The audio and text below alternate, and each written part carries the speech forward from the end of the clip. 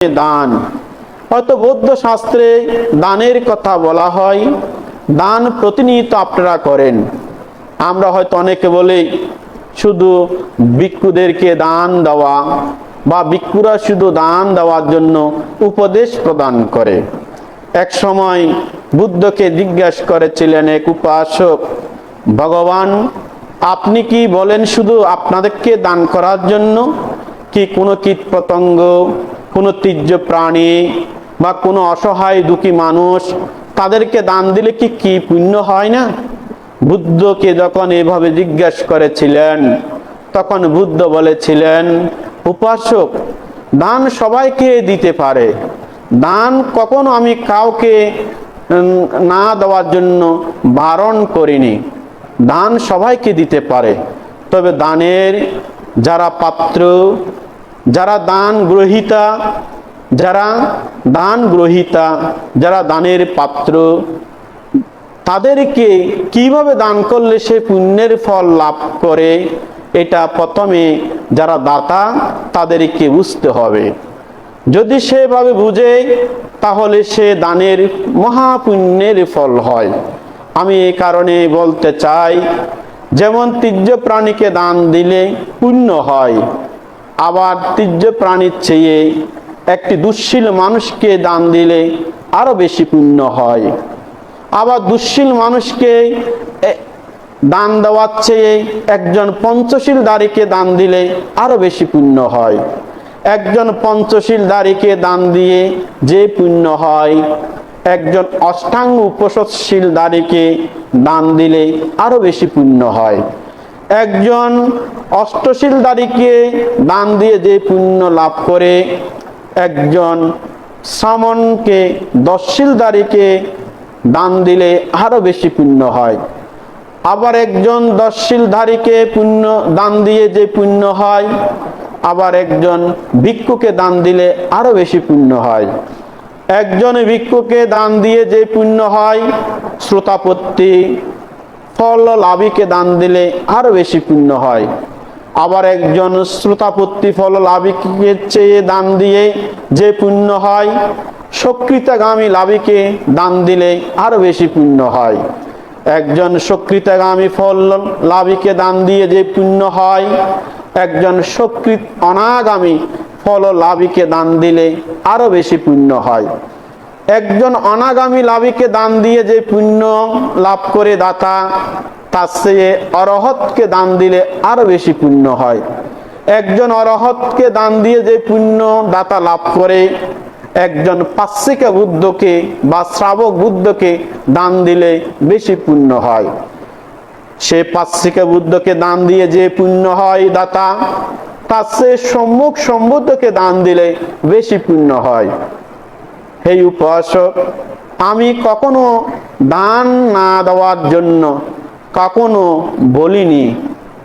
আমি সব সময় সর্বক্ষেত্রে দান দেওয়ার জন্য বলি, কিন্তু দানের পার্থক্য, দানের পুণ্যের ফল তারতম্য। তাই বুদ্ধ বলেছেন, হে ভিক্ষুগণ, উপাসক উপাসিকাগণ, আমি কি সারিপুত্রকে দান দিলে বেশি পুণ্য হবে, নাকি সারিপুত্র আমাকে দান দিলে বেশি পুণ্য হবে? এইভাবে যখন জিজ্ঞাসা করেছিলেন তখন মানুষ এবং ভিক্ষুগণ বলা বলি করলেন, বুদ্ধকে যদি সারিপুত্র যদি বুদ্ধকে দান দেয় তাহলে বেশি পুণ্য হবে, সারিপুত্র বেশি পুণ্যের ফলের অধিকারী হবে। আবার যদি বুদ্ধ যদি সারিপুত্রকে দান দেয় তাহলে সেখানে পুণ্যের ফল কম হবে। কিন্তু বুদ্ধ বললেন, আমি যদি সারিপুত্রকে দান দিই এটা পুণ্যের ফল বেশি হবে। কেন হবে? আমি দান সম্পর্কে যত বেশি বিস্তারিত জানতে পারি, দানের সুফল যেভাবে আমি বর্ণনা করতে পারি, দানের পুণ্যের ফল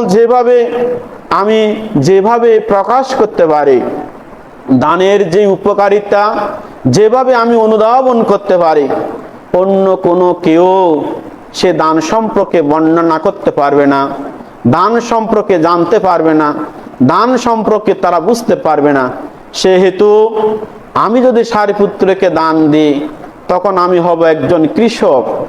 অর্থাৎ কৃষক কোন জায়গায় কোন বীজ রোপণ করলে সেই কৃষক যদি বিচার বিবেচনা করে কোন মাটি, কোন ভূমি, কিভাবে কোন উর্বরতা, এটা যদি যাচাই বাছাই করে যদি যাচাই বাছাই করে বীজ বপন করে, তাহলে সে দক্ষ কৃষক ফল বেশি লাভ করতে পারে।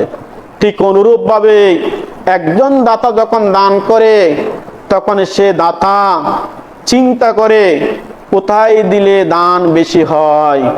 কিন্তু আমাদের বড়ুয়া সমাজে এবং অনেক সমাজে দেখে দান নিয়ে দান করে কিন্তু তর্কাতর্কি করে, দান করে কিন্তু অনেক সময় যে খারাপ সমালোচনা করে। দান ভিক্ষু সংঘের জন্য নয়, দান হচ্ছে আপনাদের জন্য। দানের দ্বারা কি হয়? ত্রাণ লাভ করে। কিসের ত্রাণ? দুঃখ থেকে ত্রাণ পাবেন। দানের দ্বারা কি হবেন? মানসিক শান্তি লাভ করবেন। দানের দ্বারা কি হবেন? স্বর্গে যেতে পারবেন। দানের দ্বারা কি হবেন? আপনাদের চিত্ত পবিত্র হবে, চিত্ত নির্মল হবে। দানের দ্বারা জন্মান্তরে ফারামি আপনারা পূরণ করতে পারবেন। কিন্তু অরহত লাভ করা তো সহজ নয়। যেমন আমরা ভিক্ষু হয়েছি, আজকে যে চিবুর পরিধান করে এখানে আছি, এটাও দানপারামি। আজকে আপনাদের স্বয়ং গ্রহণ করছি, এটাও দানপারামি। আজকে যে আপনারা এত দানীয়, এত পানীয়, এত খাদ্যভোজ্য আপনারা আমাদেরকে সহজভাবে দান করেন, এটাও আমাদের দানপারামি। আজকে এখানে যারা ভালো কাপড় পরিধান করেন, এটাও আপনাদের দানপারামি। আজকে আপনারা হয়তো অনেকে বিল্ডিং তৈরি করে আছেন, এটাও আপনাদের দানপারামি। আজকে যে আপনারা হয়তো অনেকে সুস্বাদু আহার গ্রহণ করতে পারেন, এটাও দানপারামি। আপনারা যদি কোনো রোগ হয় অনায়াসে আপনারা সে চিকিৎসা লাভ করেন, এটাও আপনাদের দানপারামি। আজকে আপনাদের যে মান, যশ, প্রতিপত্তি, প্রশংসা, সুনাম, সুখ্যাতি সবগুলো হচ্ছে আপনাদের জন্মান্তরে দানপারামি। তাহলে দান কাদের জন্য? দান আপনাদের জন্য, ভিক্ষুদের জন্য নয়। ভিক্ষুরা হচ্ছে উপলক্ষ, কিন্তু দান করবেন আপনাদের জন্য।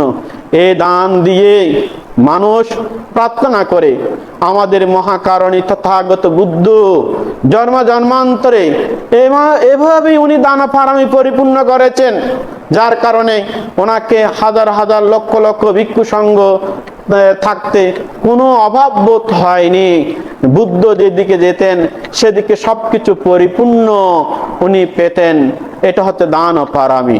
তাই দান নিজেদের জন্য, নিজের সুকর্ম সৃষ্টি করার জন্য, পবিত্র, নির্মল, পরিশুদ্ধ আনয়ন করার জন্য। আপনারা হয়তো অনেকেই বর্তমান এই পরিস্থিতিতে হয়তো অনেকে বলে ভান্তে, আমরা আগে দান করেছি, এখন দান করতে আমরা পাচ্ছি না। আমি একটি দানের আপনাদেরকে পরামর্শ দেব। হয়তো সামনে আপনাদের কঠিন শিবর দান আসছে, হয়তো আপনারা এখানে বিভিন্ন বিহার থেকে কঠিন শিবর দানের জন্য, শ্রদ্ধা দান নেওয়ার জন্য আসবে। আপনারা কখনো বিরক্ত হবেন না। প্রয়োজনে যত বিহার আসে, আপনার প্রয়োজনে 100 টাকাকে 20 টাকা 20 টাকা হলেও আপনারা ভাগ করে দেবেন, তবু কোনো বিহারকে ফিরিয়ে দেবেন না এবং কোনোভাবে দান থেকে আপনারা বঞ্চিত হবেন না। কোনো কেউ যদি ভিক্ষু আসে, কোনো যদি দায়ক আসে, বলবেন না আমরা চলতে পারছি না, আমরা ভালো করে সবকিছু আমরা খেতে পারছি না, আমি এই অভাব থাকতে আমি কি আপনাদেরকে কিভাবে দান দেব? কোনোভাবে রাগ ও চিত্ত রুক্ষ দৃষ্টি দিয়ে এবং কোনোভাবে বিরক্ত সহকারে কোনো কাউকে ফিরিয়ে দেবেন না। আপনারা যতটুকু আছে ততটুকু আপনারা চিন্তা করবেন। আমার পরিবারে আজকে 5 জন সদস্য, 5 জন সদস্যকে ভরণ পোষণ করতে গিয়ে আমার একটা বাজেট আছে।